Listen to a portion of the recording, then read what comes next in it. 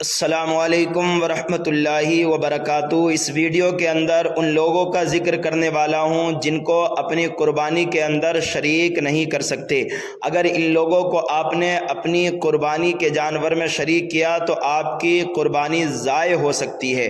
وہ کون لوگ ہیں جن کو ہم اپنی قربانی کے اندر شامل نہیں کر سکتے؟ نمبر 1، یہودی، نصرانی،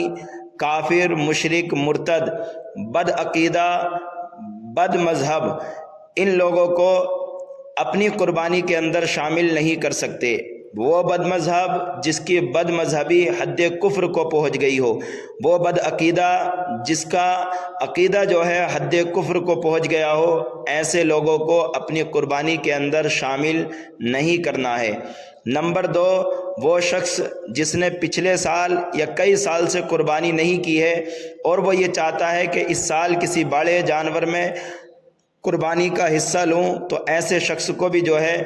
اپنی قربانی کے اندر شریک نہیں کرنا ہے، اس لیے کہ جس نے پچھلے سال کی قربانی یا کئی سال پہلے کی قربانی کا حصہ اس جانور کے اندر ڈالا ہے تو اس کی نیت باطل ہونے کی وجہ سے جو ہے اس کا حصہ ڈالنا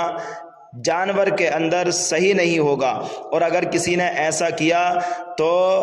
پچھلے سال کی جس نے قربانی کی ہے اس کو بھی اپنا گوشت صدقہ کرنا ہوگا، اور جس نے اس سال کا حصہ ڈالا ہے ان کی قربانی تو ہو گئی لیکن ان کو سارا گوشت صدقہ کرنا ہوگا۔ اس بات کا بھی آپ خیال رکھیں۔ نمبر 3، وہ شخص جس کی نیت صرف گوشت حاصل کرنا ہے، قربانی کرنا، اللہ کی رضا حاصل کرنا اس کا مقصد نہیں ہے، ایسے شخص کو بھی اپنی قربانی کے اندر شامل نہیں کر سکتے۔ نمبر 4، وہ شخص جس نے 7ویں حصے سے کم حصہ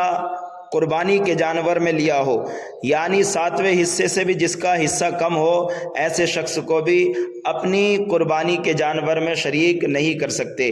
نمبر 5، وہ شخص جس کا مال یعنی روپیہ پیسہ خالصتاً حرام کا ہے، ایسے شخص کو آپ قربانی کے جانور میں شریک نہیں کر سکتے۔ لیکن آپ ایسا بھی نہیں کر سکتے کہ کسی کو سامنے سے کہیں کہ جو روپیہ پیسہ تو ہمیں دے رہا ہے یہ پیسہ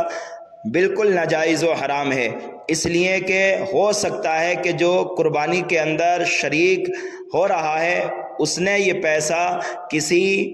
جائز طریقے سے حاصل کیا ہو، اگرچہ اس کا کام ناجائز و حرام ہو بظاہر، لیکن آپ کو یہ حکم نہیں دیا کہ آپ اس کی کھوج کرو، آپ اس کی ٹومیں لگے رہو، اس پر شک و شبہ کرو، اس پر جو ہے کسی طرح کا الزام لگاؤ۔ ہاں، اگر آپ کو کنفرم معلوم ہے اور آپ کو گارنٹی کے ساتھ پتہ ہے کہ جو روپیہ پیسہ دیا جا رہا ہے یہ بالکل ناجائز و حرام ہے، تو ایسے شخص کو آپ قربانی میں شریک نہیں کر سکتے، ورنہ آپ کسی پر یوں ہی الزام نہیں لگا سکتے۔ ہاں، یہ کھوج اگر کرنی ہے تو ہمیں اپنے اوپر کرنی چاہیے کہ جو ہمارا روپیہ پیسہ مال و دولت ہے اس میں کہیں ناجائز و حرام تو نہیں ہے، لیکن دوسرے کے بارے میں ہم اس طرح سے بدگمانی یا شک و شبہ نہیں کر سکتے اور نہ ہی کسی پر اس طرح سے الزام لگا سکتے ہیں۔ یہ 5 طرح کے لوگ ہیں جن کو ہم اپنی قربانی کے اندر شریک نہیں کر سکتے۔ واللہ اعلم بالصواب۔